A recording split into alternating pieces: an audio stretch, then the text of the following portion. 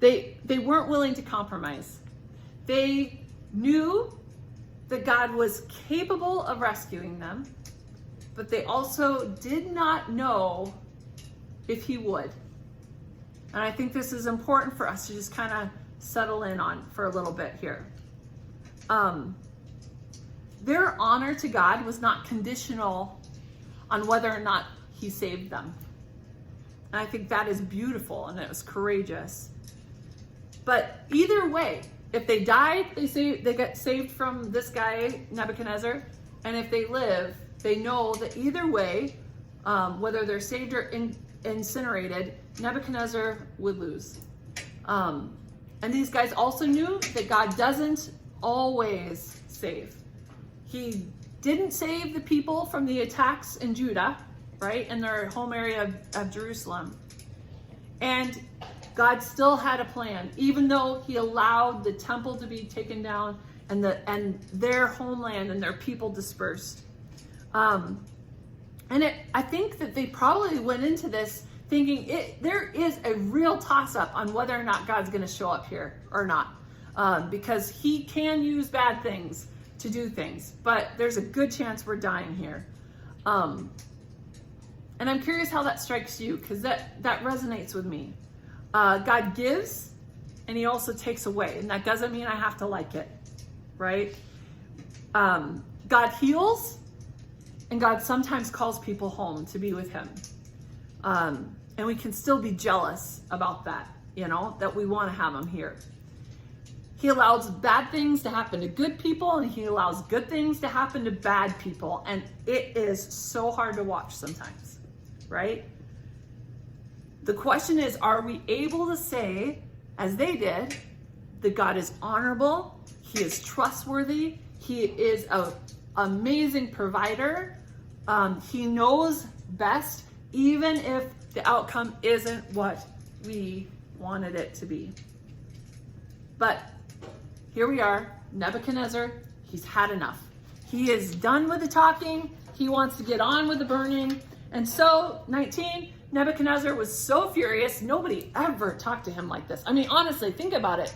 This guy had never been spoken to like this.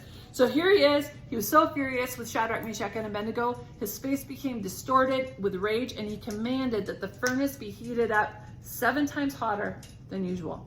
And then he ordered some of the strongest men in his army to bind Shadrach, Meshach, Abednego, and throw them in the blazing furnace. And so they tied him up, threw him in the furnace, fully dressed in their pants, turbans, robes, and other garments. And because the king, in his anger, had demanded such a hot fire in the furnace, the flames killed the soldiers as they threw the 3 men in.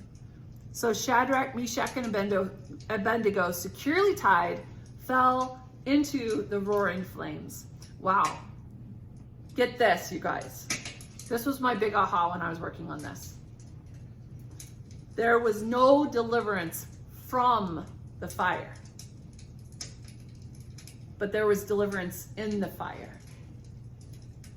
And I think in this world that we live in, it is easy for us to say, why? Right? But God does not promise to deliver us from fire. He promises to be with us in the fire and deliver us in the fire. Let that preach, right? Verse 24. But suddenly, Nebuchadnezzar jumped up in amazement and exclaimed to his advisors, "Didn't we tie up those 3 men and throw them in the furnace?" "Yes, your majesty, we certainly did," they said. 25. Look, Nebuchadnezzar shouted, "I see 4 men unbound walking around in the fire unharmed. And the 4th looks like a god." Most theologians would say that was most likely Jesus showing up in the Old Testament. Verse 26, and then Nebuchadnezzar came as close as he thought he could to the door of the flaming furnace, and he shouted, "Shadrach, Meshach, Abednego, servants of the Most High God, do you hear him? Come out, come here." So Shadrach, Meshach, and Abednego stepped out of the fire. And then the high officers, officials, governors, and advisors crowded around them, and they saw that the fire had not touched them. Not a hair on their heads was singed, and their clothes were not scorched. They didn't even smell like smoke. I love that they came out and they didn't say anything. And I think in some ways it's kind of this sweet little justice. I actually think they were probably freaked out right now, right? I mean, they just about died. I don't know if you've ever missed a car accident or something crazy by that much. They thought they were goners. And not only that, they encountered God, their creator, God, in there. I mean, that's crazy. A lot of people that encounter God, their hair turned white and stuff throughout scripture. These guys, the fact that their hair's normal color and stuff like that, kind of a miracle. So here they are. They come out, don't say anything. Verse 28, then Nebuchadnezzar says, praise to God, the God of Shadrach, Meshach, and Abednego. He sent his angels to rescue his servants who trust in him.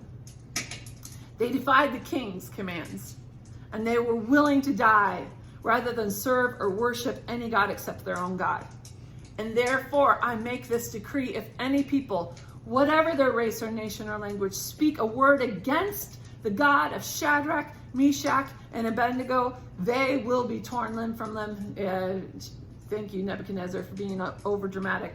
And their houses will be turned into heaps of rubble, and there is no other God who can rescue like this. And so then the king promoted Shadrach, Meshach, and Abednego to even higher positions in the province of Babylon. Let me ask you this.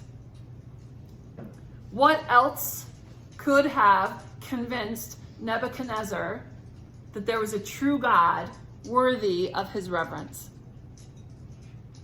Sometimes it takes a fire to show what God has, the power that God has.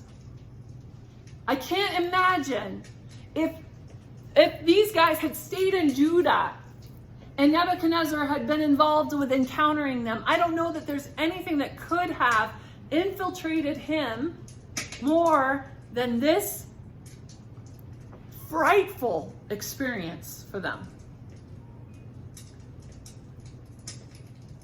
I think about that personally. I hate COVID. I hate what it's done to my business. I hate what it's done to people being afraid of coming here. I hate what it's done to my staff having to wear masks all the time. I hate it. And yet, what else could I have done that would have shut down Caribou and Starbucks? Is there anything that I could have ever done in this world that would have made it so that people can't go inside the coffee shops less than a mile away from me? There's nothing. And so with that, there again is this thing where it's so important that we say, you know what? Even if it doesn't look how I want it to look, even if this hurts, we have a good God who is our provider. John 10:10, it's my favorite. It's what everybody should get tattooed. The evil one came to steal, kill, and destroy. But God came to give us what? A rich and satisfying life. Now, we all know that rich can be experiences. It can be family. It can be love. It can be miracles, right? We need so little. And yet we somehow get caught up and we lose out on life by pursuing what the world dangles in front of us. There's a song by Mercy Me, and I'm going to play it. And I gave you the words on your handout so that you could follow along because the words are so powerful. But I would love for us to just listen to it, and it's called Even If. So here we go.